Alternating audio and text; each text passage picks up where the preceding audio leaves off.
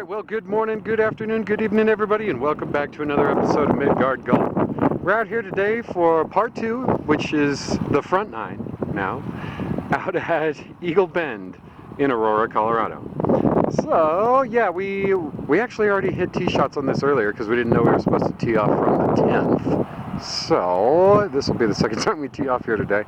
But, yeah, 344-yard hole. Yeah, pretty wide open, and then kind of turns to the left in the fairway at the end. Bunkers on both sides. It's just going out there, nice and easy. Let's have an easy shot onto this elevated green. Let's give it a whack, check it out.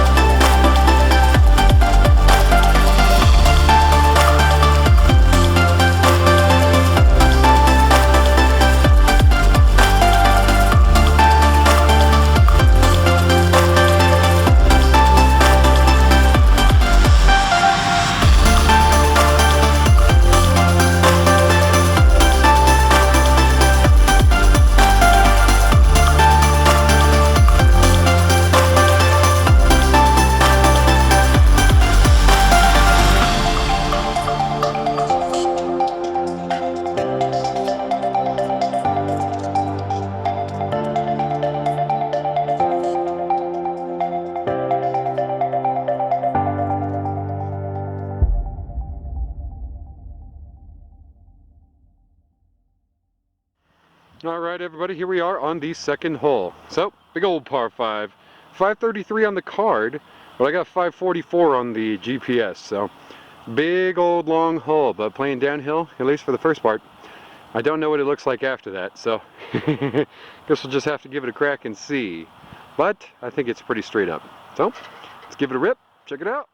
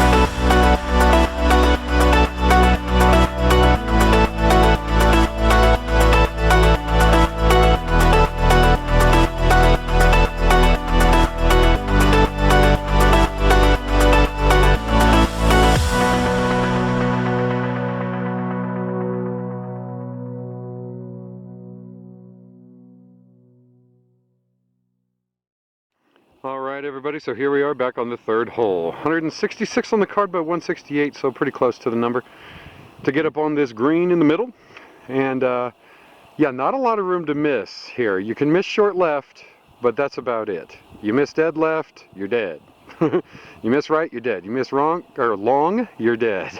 So not a whole lot of margin for error here. Kind of got to throw it up in the air and stab this green. So I think I'm going to give it a full power pitching wedge. Try to skyjack it, just send it way up in the air and get it to drop straight down. So yeah, let's give it a rip, see what happens.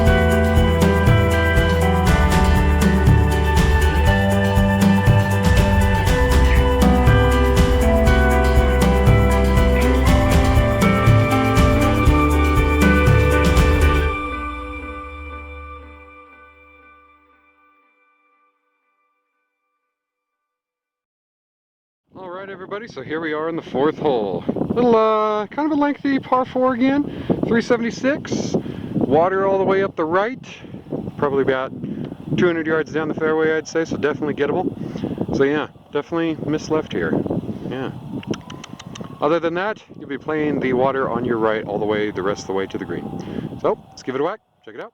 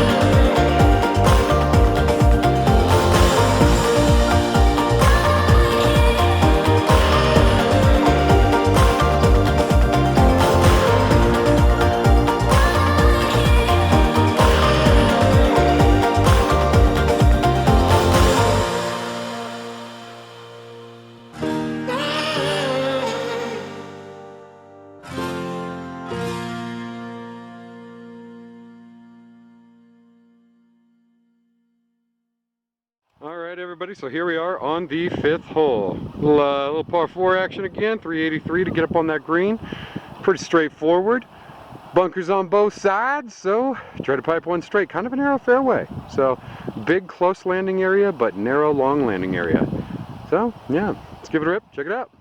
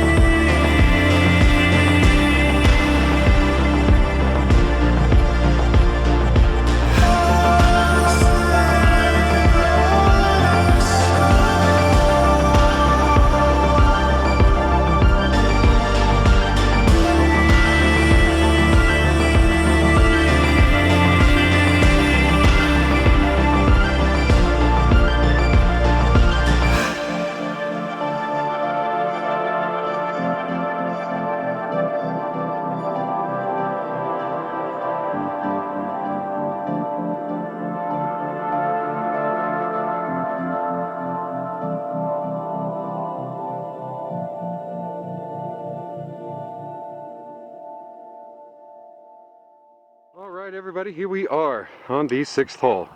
Number 1 handicap on the course, par 5. 500 yards on the GPS to get up on this green. Looks like it goes uphill first, and then I don't know what it does later, but we gonna find out. No reason not to take driver, big old wide fairway. Try to miss that bunker right in the middle and you should be squared away. Let's give it a rip, check it out.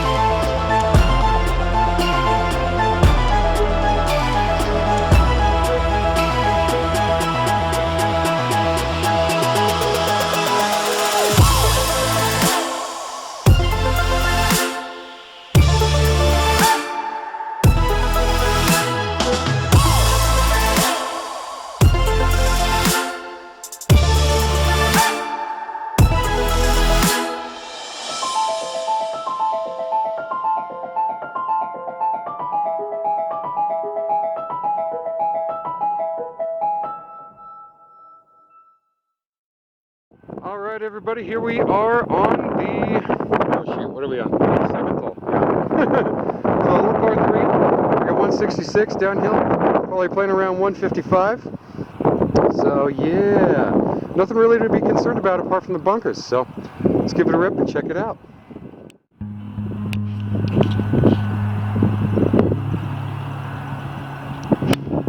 Okay, it's dead straight, going just over the traps on the left.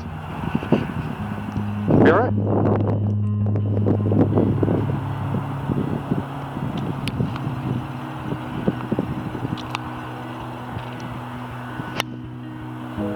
Okay. It's right at the freaking flag.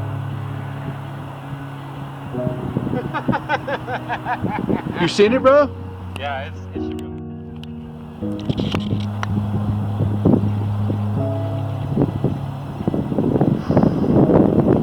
That's okay.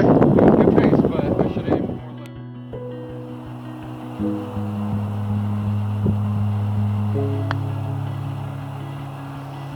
There it is. That's perfect. Nice. Very nice. Can't even see the camera. Well done, sir. All right. Put this bad boy in. For sure. This is our par putt.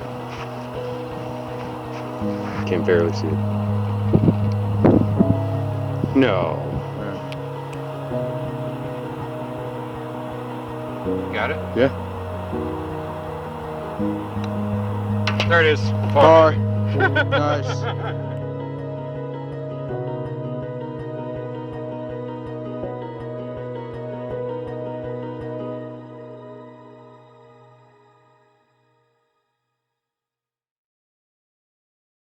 All right, everybody, playing into the glow again, 8th hole. So trying to hustle up, 385 downhill, dogleg left. So yeah, no real reason not to hit driver. I know you can't really see what's going on down there, but yeah, it's pretty wide. So I'm gonna give it a rip. Check it out.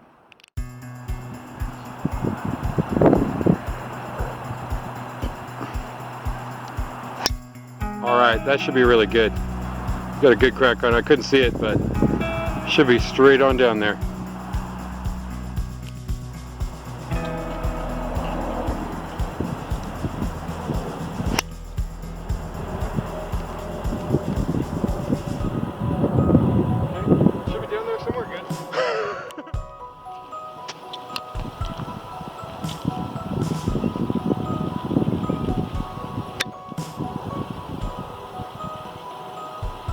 short. All right.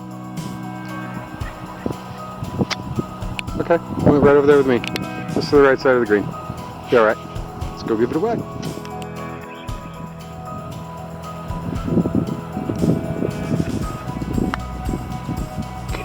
Get in there. Get in You there. in? Get in there. Oh.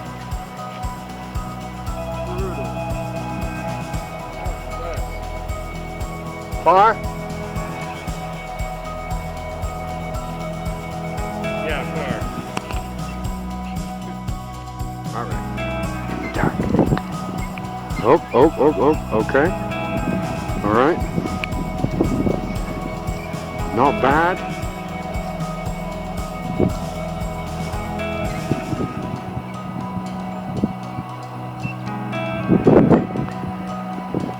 All right, nice.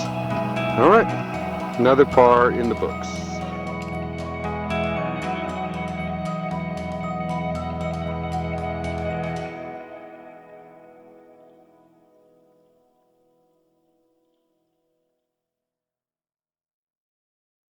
All right, everybody. So here we are in the last hole. Thanks again for watching us on another episode of Midgard Golf. Sorry, the last two holes are in the dark again, but yeah, that's winter golf in Colorado for you. So this last hole, see what we got here. 346 uphill, par 4. Looks pretty straight up, but I can't even really tell. So we're breaking out the glow balls, giving it a whack. Let's check it out.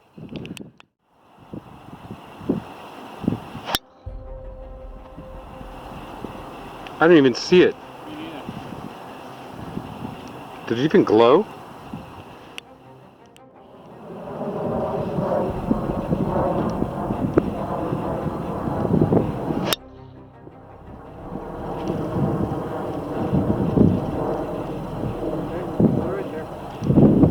So that one. Perfect. Okay, yep. Great. I got more glow balls.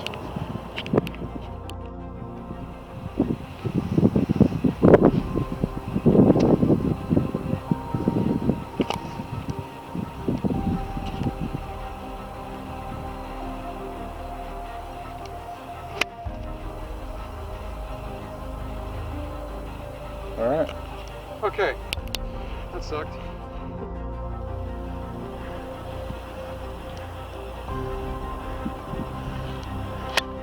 Okay, nice shot. Well done. Putting on that, baby. Let's get up there and get it done. Par time, well, birdie time, shoot. If we can see the hole, let's check it out. All right, everybody. Ooh, a little left. Way Whoa, left. huge break left. We can barely see the hole, so we have no idea what's going on here with the green read or anything like that. Oh, he almost got it anyway. All right, let's see what I can do with it.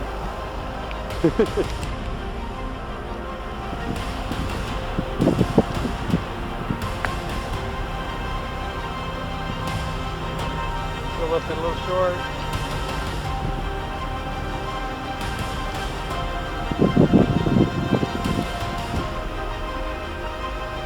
There we go. And for par. Nice. Alright guys, so Jerry just shut the camera off a little early.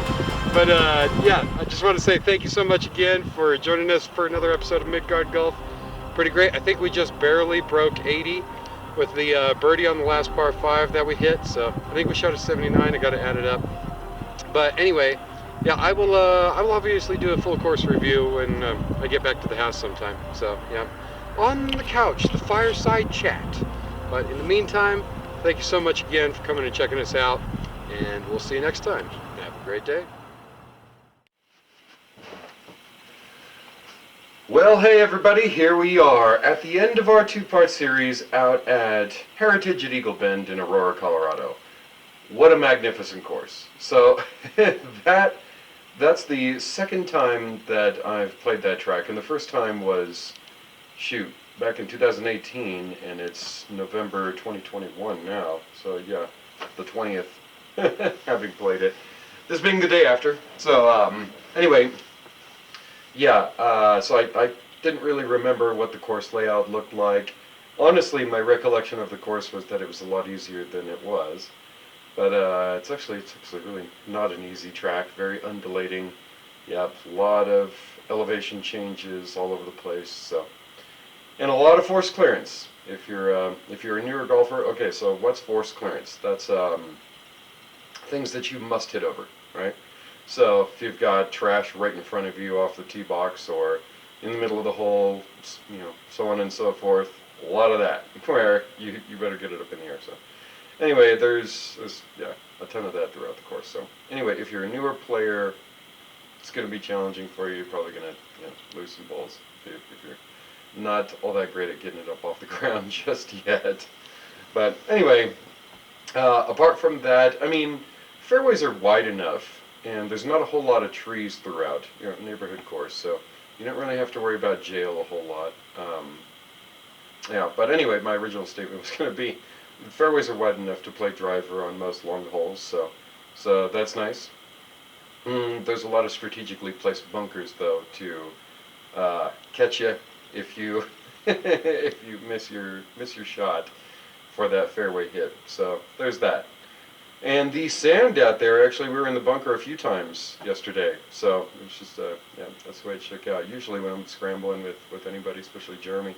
Yeah, one of us hits a shot that's not in the bunker that we prefer over that. But yesterday, our preferred shot was out of the bunker several times. So, but the good news is the sand there at or the sand in the bunkers there at Heritage at Eagle Bend was next to none. I mean, super soft, super fluffy. Not corrosive, I would say at all for your clubs, right? So I really commend them on their upkeep of their sand out there. I mean, it was pleasurable to play out of their sand for sure. Yeah, I wasn't worried about scraping up my clubs and all that, hitting a rock. Yeah, it was high quality stuff out there, so that's nice. Well, let's talk about the rest of the course then, since we're already kind of doing that. So, the course condition. Now, mind you, we played this course the 20th of November, right, in Colorado, which is, that's a tall order to ask a greenskeeper after this many frozen nights to maintain a course in really pristine condition.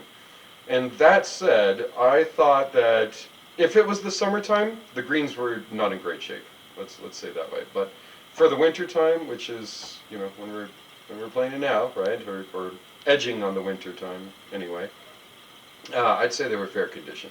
Yeah, not anything incredibly impressive, but good enough to still play for sure. Yeah. So that's that.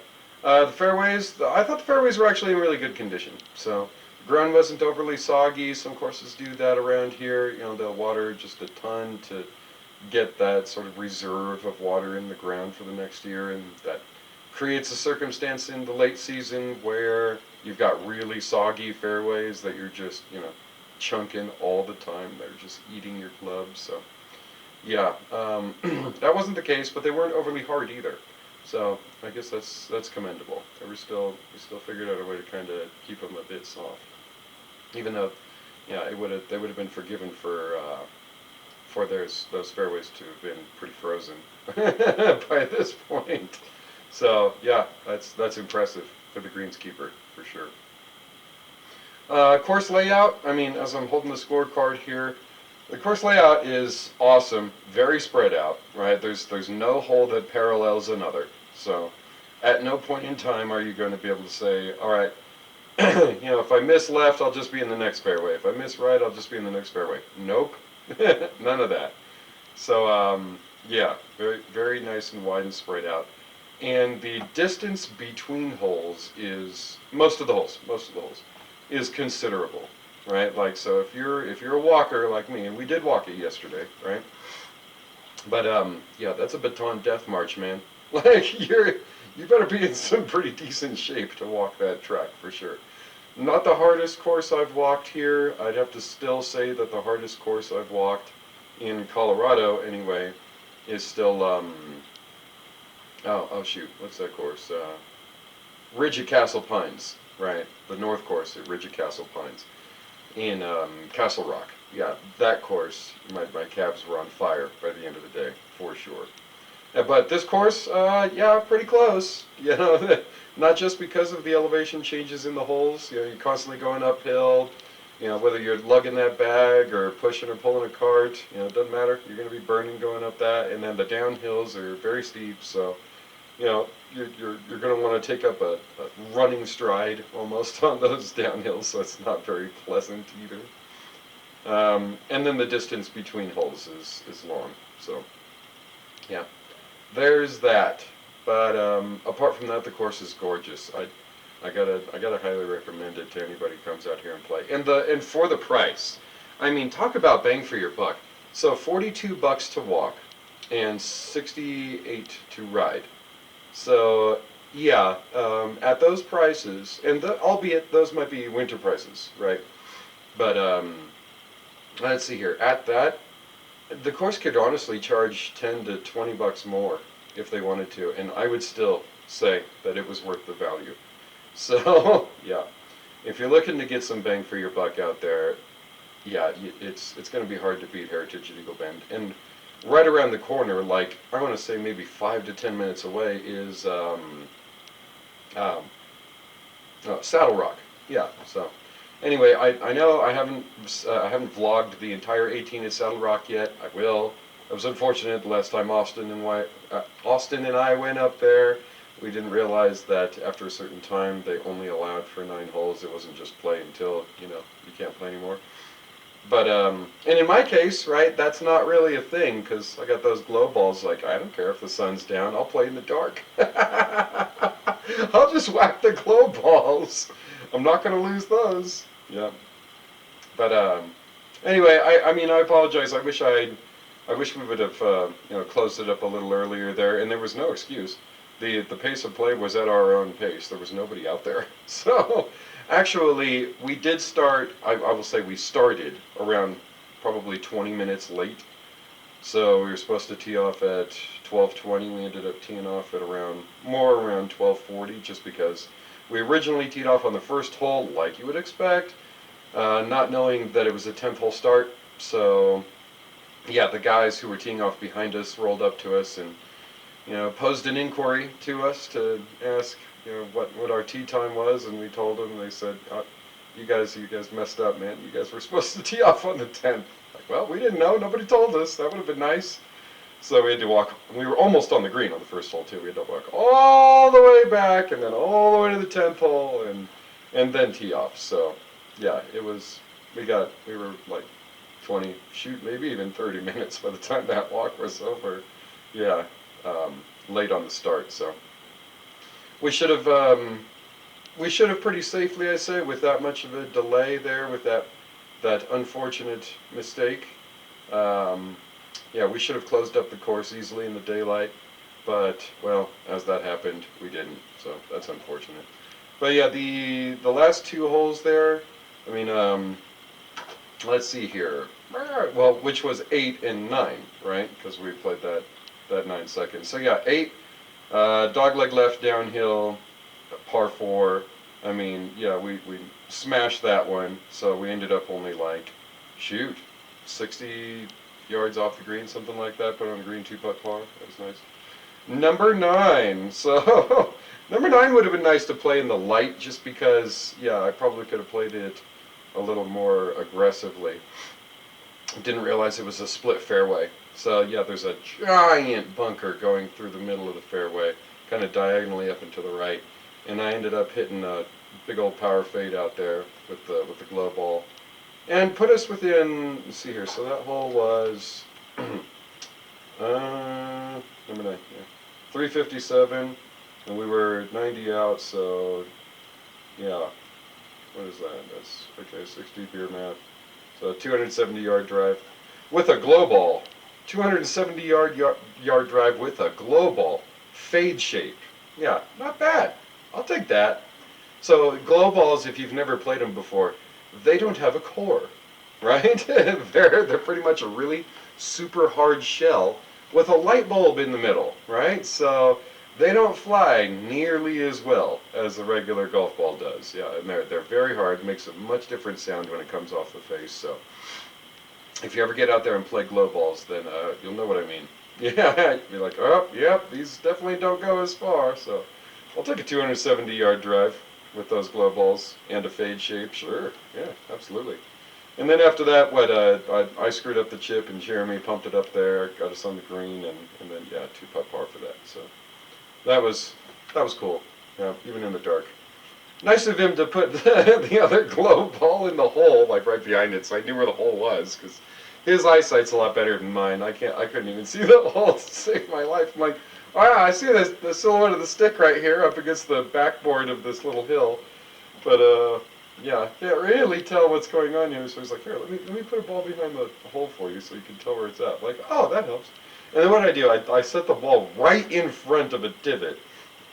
Bounced on that first putt, so it like bounced off that divot and just went array. So yeah, I took the liberty of saying, all right, you know what, I'm gonna take another whack at this. I'm gonna take myself a little mully, just because I couldn't even see that divot directly in front of my ball. So repaired that divot, and shoot, might have been Jeremy's divot anyway. Yeah, because he sent it up there and stabbed it pretty good. So yeah, but anyway. So that's how well, as we played it, 17th and 18th, but as the course laid out is 8th and 9th. Those two holes that were largely in the dark. And then the hole before that, the 7th, has a par 3 straight up. It's probably the easiest par 3 on the course, in my opinion. So yeah, Jeremy missed it left, and then I stabbed the green pretty good, direct on line with the pin. Left it about probably 35 feet short though. Putted it up there, good pace putt, and then putted it in. So yeah, easy par. So yeah, that's the last 3 holes. If you watched them and you're like, I don't know what's going on here. So yeah, that is what it is. But yeah, and the yardage for the 8th, that was 386. But it felt like it was longer than that on my GPS. I think it was playing from a little bit further back than that yesterday. And yeah, so too was the 7th. The 7th on the card's 158, but it was definitely playing, yeah, I remember my GPS was reading like 166. So, yeah. But that was 166, slightly downhill, so I played a pitching wedge anyway. And that, well, like I said, that came up, what, about 30 feet short, so. At 10 yards, I probably should have played the 9-iron, yeah. Yeah, same shot with the 9-iron, that would have been right next to the pin. Oh well, what are you gonna do? Anyway, so yeah, for the price and the course condition, the course layout, the personnel there, great folks. So yeah, we had a nice chat with the guy in the clubhouse for a little while. So sat there and chit-chatted, whatever. I have no other term for that, but that's not appropriate for YouTube and polite company. But anyway, yeah. So we didn't really. I didn't go to the bar, but Jeremy did. So he didn't really comment on how the bar was. The clubhouse there is impressive, though. It's giant, huge clubhouse. So yeah, if you want to go play somewhere where there's stuff to do and hang out, yeah, I'd highly recommend this venue as well. Let's see here. The practice facility, excellent. Driving range, outdrivable. Yeah. It's probably about a 290-yard driving range. So fair enough to get out there and hit the big stick and everything under that, for sure. And wide enough, certainly enough spots to have a healthy amount of people out there whacking them. The chipping green, excellent. Nice big bunker right next to it too, if you want to practice those bunker shots for the day. Always a perk. The putting green, great. And I thought the putting green was pretty close to what the greens were out on the course.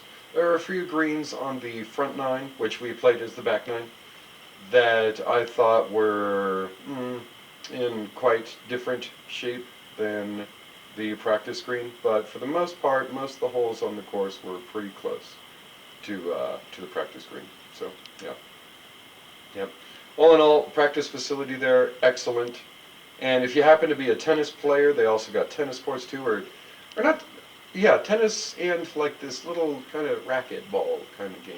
Uh, Not racquetball where you slap it against the wall and then the other player slaps it against the wall. You know, kind of slap it back and forth like that. But racquetball as if it was tennis, but like a shorter court. I don't know. Never seen anything like that before. But they got that there too. So it's that kind of nice country club feel all around. So yeah, very cool. Anyway. Um, let's see here. The patrons there. Well, I mean, we didn't deal with any patrons all day, but the last time that I played it was with my pops and I when he came to town a few years ago to play the Colorado Country Club up in Parker, which was a lot of fun. I wish I was vlogging back then. Those were a couple of awesome tracks out there. And by a couple, I mean the regulation course that they've got, and then this little par 3 course that they have that was right off the back patio of the cottages they put us in. Super cool. We played that thing like 3 times. You don't pay for it. You just walk out there and start playing whatever you want. Full 9 holes. It's really cool. Yeah. So let's see here. Yeah, other patrons. I mean the elderly couple that we played with a few years ago were totally awesome. This year, getting out there.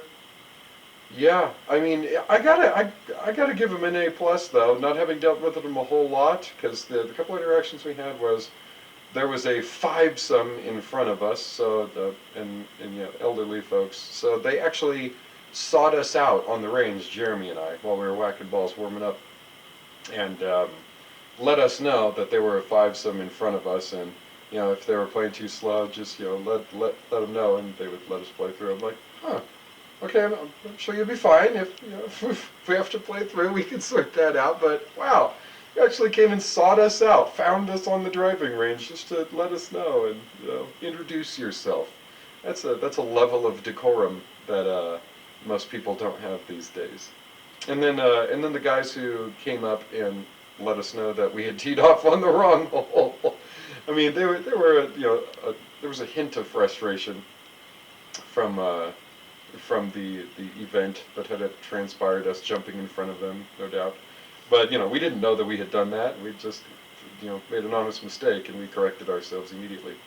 We went to the 10th. But apart from that, I mean, he was a nice guy too. And actually, walking back by them on the first tee box, we didn't know where the 10th was.